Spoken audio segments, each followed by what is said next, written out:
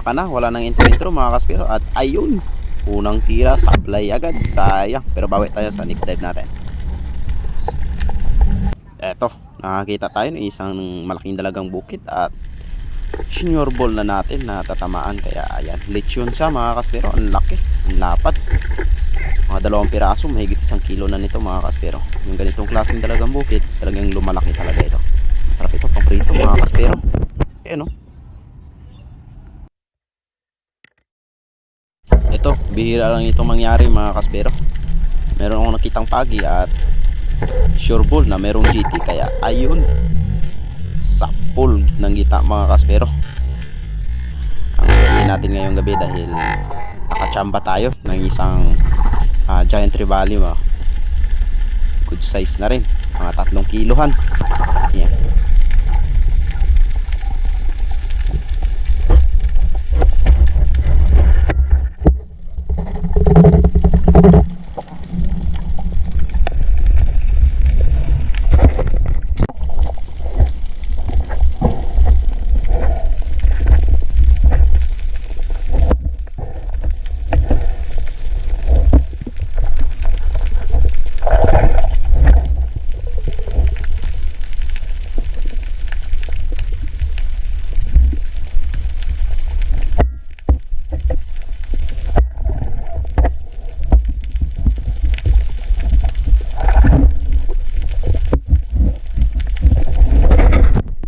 At sunod dive natin, ito, kita tayo isang malaking manitis.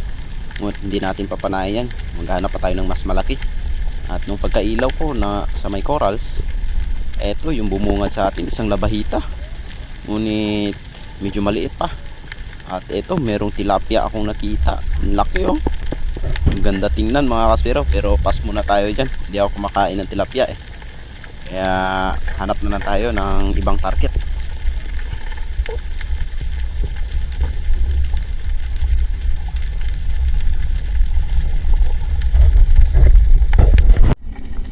Siyempre meron tayong nakita na isang dalagang bukid ulit at hindi na natin palalagpasin ito. Sapol mga kaspero.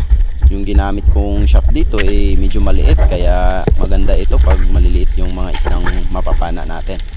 Pero itong mga isda na to, good size na yan, hindi yan maliliit mga kaspero.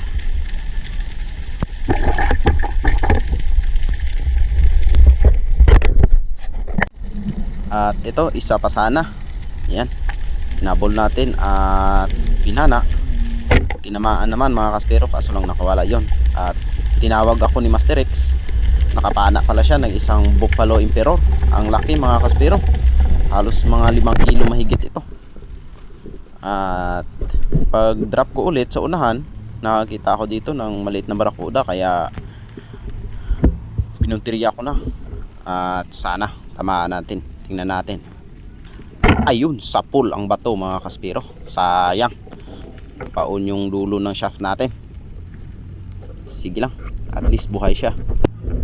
At dito, lumipat kami ng spot. Pumunta kami sa unahan dahil merong spot dito ng mga unicorn or slick unicorn. Kaya eto, bumungad agad sa atin. Hindi natin na stone shot. Medyo malakas ito mga kaspero, yung ganitong klaseng unicorn. Pag hindi natin na stone shot o na headshot, talagang papalag at papalag.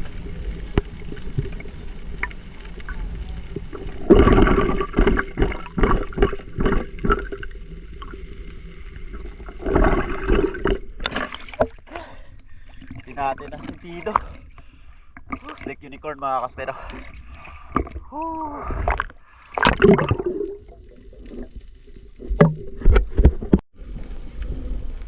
May nakita akong malaking bato at tiningnan ko mga kaspero.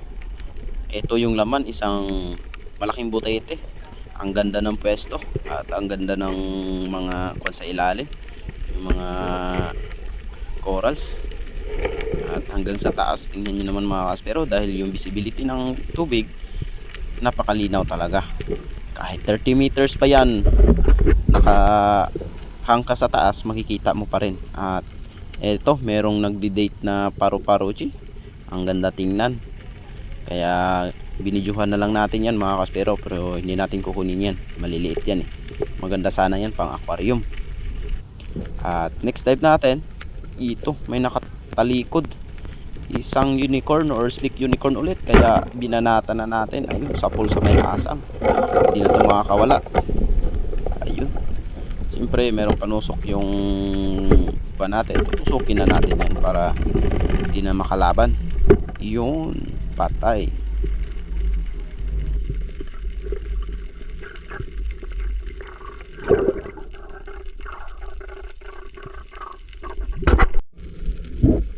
Another sisid na naman tayo mga kaspero, at pag ilaw ko sa unahan merong mas malaking slick unicorn. Sana mas fine shot natin o headshot, at buti tinamaan sa utak kaya hindi na nakalaban.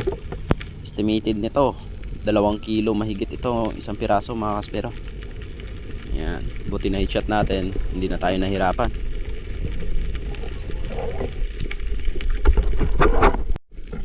At dito sa may ilalim ng corals meron ulit akong nakita.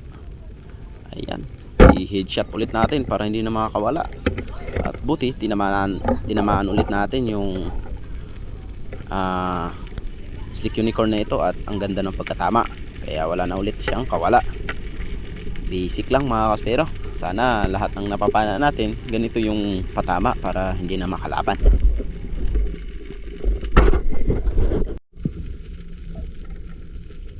At pagkailaw ko sa unahan, ayun, merong malaki na naman mga kaspero. Ang lapad talaga. Sana ma-headshot ulit natin. Yun, bang! Ayun, na headshot mga kaspero. Patay na naman siya. Walang kawala. Ang lalaki pa naman. Sayang nga lang dahil nag-dive tayo halos alas 4 na naman daling araw. Kunting oras lang talaga, ngunit binayayaan pa rin tayo at nakapana tayo ng mga slick unicorn. Buti nakita natin yung spot na to. At eto pa uli, meron pa, malapad na naman, kaso hindi natin na headshot, kaya ay umipiglas pa talaga. Ito yung kagandahan sa breakaway setup mga kaspero sa night dive. Dahil pag hindi naka breakaway setup, magipaglaban ka, mahihirapan ka sa paghila ng isda mga kaspero. At sa time na to, meron akong nakitang bato, at nung inilawan ko sa ilalim, eto yung bumungad, isang malaking slick unicorn ulit. Kaya pinuntriyan na natin sa ulo para hindi na makalaban. Ayun, patay na naman mga kaspero. Headshot na ulit. Oh ha, wala siyang kawala. Lalapad, swerte.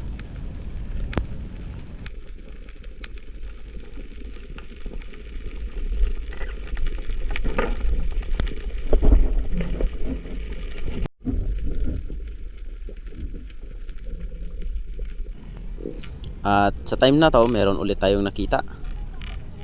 Kaya headshot na natin yan. Ayun, headshot ulit mga kaspero. Patay. Yun oh. Walang kawala talaga mga kaspero pag ganito kaamo yung mga isda at ganito kalalapad.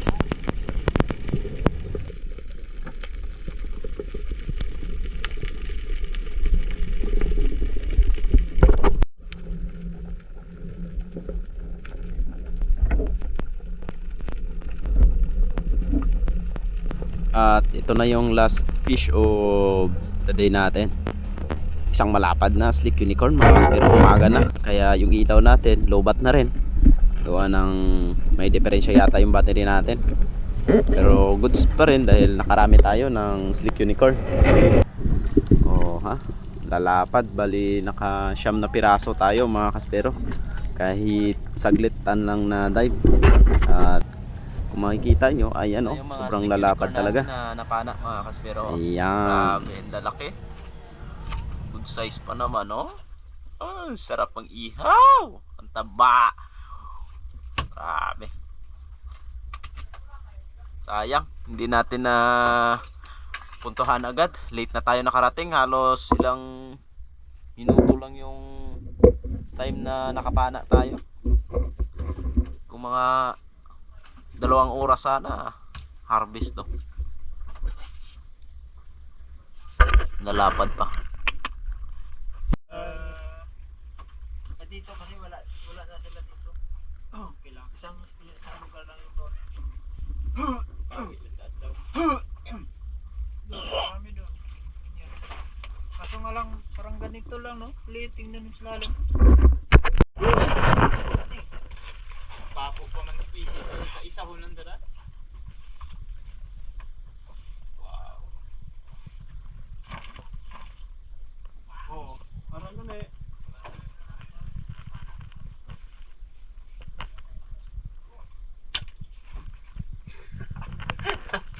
Maala ka po, shit.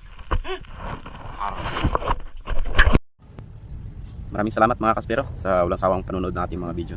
Shoutout muna tayo. Shoutout kay RDS Spearfishing, kay Bro Ruel Sumiyaya, kay LP from Baguio City, kay Rene Masamok 2312, shoutout kay Lagalag Master Official 3272, shoutout po. And then kay Janessa Kalang, ayan, kay Barbon Spero, ayan, kay Tank Build, of course kay Native Channel, ayan, shoutout. Ingat po kayo lagi dyan. Kay Kasalom TV, kay Lokasi, ayan, shoutout. And then kay Villegas 6605, kay Macrel Cueto, and then kay Kuya GR Vlog, shoutout. And then kay Jerben Di Ramos 5024, shoutout po. And then kay Alan Ticaros, kay Johnny J. Actin, ayan, 2079, shoutout. Kay Rani Rosales, kay Joseph Cantar, ABS Spearfishing Diaries, and then kay Bon Romero, kay Anthony Rodriguez from Legazpi City, Bicol Albay, ayan, shoutout po sa inyo dyan. Kay Rolly Tirariray, ayan, kay sa Camiguin Island Spiro, yan mga Spiro, shoutout po sa inyo dyan. And then kay Zari Villamor, shoutout po. Kay Danilo Dalim, Elmer Cabilos, Marcelo Bernaldez, ayan, kay Arnel Coyos, Veronica Makmak from San Vicente, Palawan, shoutout sa mga taga Palawan. Kay Shen Dumaran, ayan, kay Judian RCP, and then kay Long, ayan, sana magpagaling ka palalo, Long. Tapos kay James Estrada Galimba, Bulunan Spero ng Bohol, ayan.